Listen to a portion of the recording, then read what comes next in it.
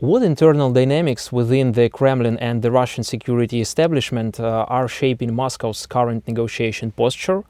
And how might elite politics affect future concessions or firmness? That's a complicated question because we know that there are different factions within the Russian leadership. There are those who are more ideologically driven. There are those who are simply calculating the stability of the regime.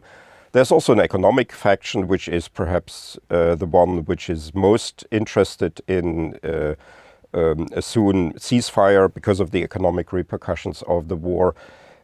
So that is difficult to say. I think what we also now have is a certain, I would call it, gerontocratic element here. We have older people who still remember the Soviet Union very well, and they are driven maybe not so much by an ultra-nationalist ideology, which is also there, but rather by nostalgia for the Soviet Union, and these different factions, they are fighting it out.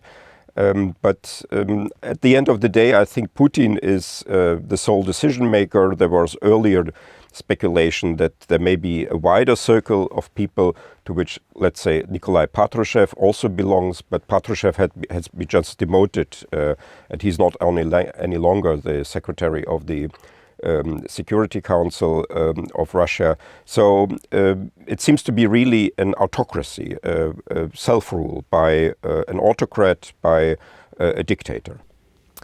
How is Russia balancing domestic public opinion, economic pressures and strategic objectives in its messages about the war and any potential peace deal?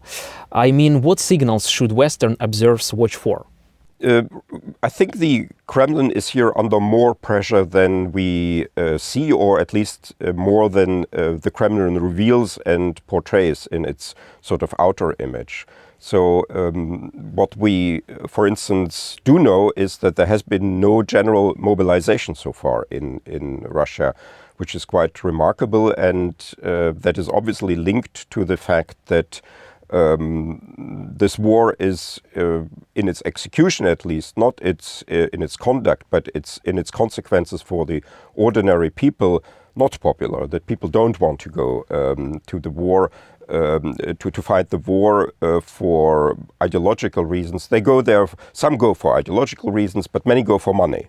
And so the Kremlin has to be here careful to not overdo, so to say, and to not let the social sphere, the economic sphere, the support system for the population go too much down, because then this becomes a threat for the regime. And I think that is also the main leverage that the West has, that the consequences for the Russian population, the Russian economy, should be such, for the Russian ruble, should be such that this war has to end. Otherwise, everybody will feel its repercussions.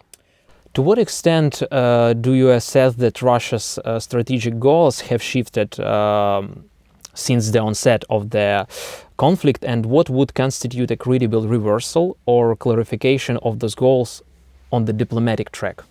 Another complicated question. I think what we see now is that clearly the maximum aims of Russia have not been achieved in the first days, as was expected. The attack on Kiev was not successful. A change of the regime in Ukraine has not happened as Russia wanted, obviously, to effect with its attack on Kiev. And now I think Putin is sort of looking for some sort of result that he can sell to the Russian population as a victory. That can be achieved via military means or via diplomatic means, and it's very difficult to do via military means, and that's why we now also have this diplomatic activity, and partly Putin has succeeded in engaging the White House, the American government, into this diplomatic game of getting something that Russia could not get by military operations.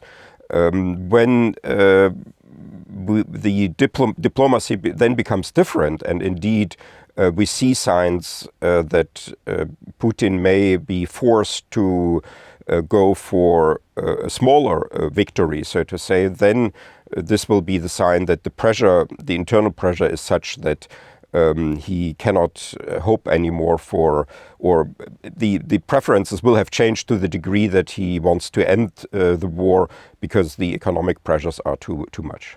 What can he sell successfully for his population? Well, it is, I think, not predetermined. I think obviously he still wants a regime change in Kiev. He wants to change the leadership of Kiev.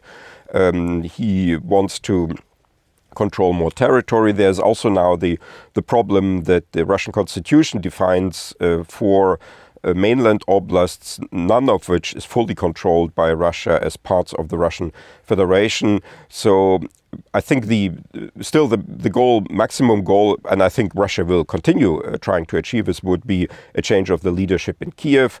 Then comes the full, so to say, implementation of the Russian constitution, so that all of these four oblasts, Luhansk, Donetsk, Kherson and Zaporizhia, are fully annexed, not just legally, but materially also annexed. And now he's, in the current negotiations, he's trying to get at least the Donbas, the two oblasts there, Donetsk and Luhansk oblast, fully under Russian control.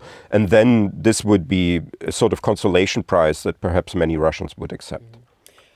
In your opinion, what are the most probable scenarios for the next 6 to 12 months in the war trajectory?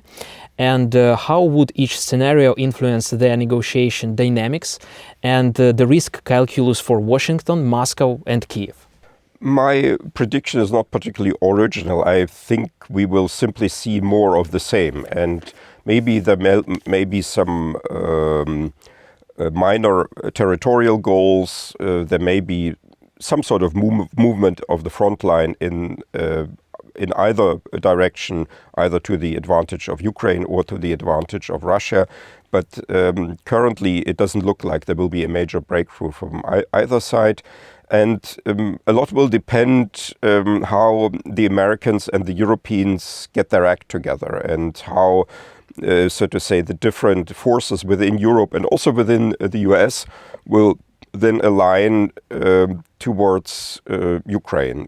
Whether the support will continue and perhaps even rise, whether the sanctions will be expanded, whether new technologies will be implemented. So that is difficult to predict. The Europeans are now largely persuaded to be fully on Ukraine's side. We have a strange reversal now from before the war, when the Americans were the large-scale invasion. Before the large-scale invasions, the Americans were more hawkish and the Europeans more dovish. Now the Europeans have become more hawkish.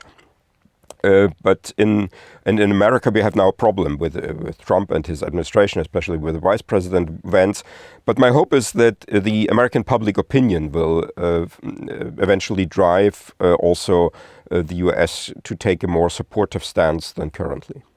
We see that the United States balance military support to Ukraine with diplomatic incentives to push Russia back toward negotiations without provoking broader escalation. How do you assess this strategy, and would it work? I don't think the current approach of Trump will work, and that's why I also foresee that basically the current fighting will go on, and we will not see any major changes, either in the positive nor negative side. What should have happened is that there is first put pressure, significant material pressure on Russia, and then come the negotiations. Now Trump has tried the reverse. He has started negotiations and announced sanctions, but we do not see, and also implemented some sanctions against Lukoil and Rosneft, but we have not seen yet the effects of these sanctions, and therefore the negotiations are also not going forward because Russia does not reduce its demands. Yeah, but actually in such a case, what are the realistic pathways to a durable ceasefire, for instance, or peace agreement? And what confidence-building measures would be essential to sustain negotiations on the ground and at the negotiation table? Well, confidence-building measures, I think, will be difficult because there's no no trust. But as I said, I think what is needed are stronger sanctions. There is an indication that the US understands that, or some people, at least in Washington, understands that, as we now saw with these sanctions announced against Lukoil and Rosneft. And also better equipment of the Ukrainian army, more support, more advanced weaponry as well. I think one of the problems is that many of the weapons that Ukraine gets from abroad are not the latest models. They are not the most modern weaponry. If Ukraine would have more modern weaponry, then the war would go differently. And if there are, again, certain advances, victories, and if the situation changes for Russia, then negotiations will make sense. In your view, what are the United States and its allies' strategic objectives behind pursuing diplomacy now, and how might those objectives align or clash with Kyiv red lines and security guarantees? I think for the US in general, there is a redirection of their interest towards the Pacific space and towards Asia, the confrontation with China, and therefore Europe in general, and including Ukraine, has become less interesting. And that is something that was already there before even Trump's first presidency. But when Trump now started its second presidency, we also see other strategies. There are private interests from Trump, his family, and his closest circle. There is seemingly also the idea in the White House to perhaps start a new relationship with Russia and to even draw Russia away from the alliance with China. There are the interests also of certain ideologically driven people in the White House around Vice President Vance, who have a sort of stance that goes against the European Union and the values of the European Union. So it's a big mishmash, I would say, of different priorities, some of them very ill-informed, like, for instance, the plan to break the Chinese-Russian alliance. I think that is not going to work. Sometimes it's called reverse Kissinger. That's something that Kissinger has in the 1970s accomplished, but against the background of tensions between the Soviet Union and China, and we don't have these tensions between Russia and China currently. So it's actually difficult to sort out what are the long-term interests of the Americans apart from this general redirection of attention to the Pacific realm. Given Russia's military-industrial complex and logistic challenges, what are the most meaningful levers for deterrence and signaling that could push Moscow towards de-escalation while preserving Ukraine's security gains? There are different instruments. The sanctions are the most obvious ones, and there are still many loopholes that Russia is able to use. There should be more so-called secondary sanctions. That means sanctions not so much against Russia than against the partners that Russia still has, both the governmental partners but also the business partners that Russia has. And in recent months we have seen another form of sort of limiting the Russian economy with long-range weaponry, with Ukrainian long-range weaponry. And I think that is now perhaps the main hope, that Ukraine could scale up its long-range attacks to such a degree that this will indeed then have effects on the energy infrastructure, the military industrial complex, the general economy of Russia. In your opinion, when Trump is ready to impose these secondary sanctions? Because he has talked a lot about it, but we see current situation. That will depend on how the salience of Ukraine within domestic American affairs will develop. if Ukraine will in the next Congress elections be a major topic, then I could imagine that Trump will get pressure from the Republican Party to actually do something more than just simply talking and diplomacy and meetings and so on, but to do something materially and to actually have an effect with what he does.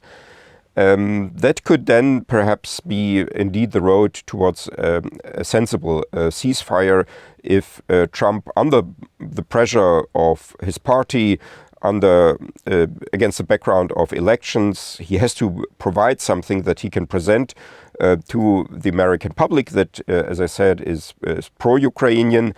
And then we may see effective secondary sanctions against companies and perhaps even governments, countries that cooperate with Russia. How do you assess China's role in this negotiation process? Well, China, frankly, plays a destructive role because it supports Russia with economic cooperation. It is not yet involved directly in supporting the war.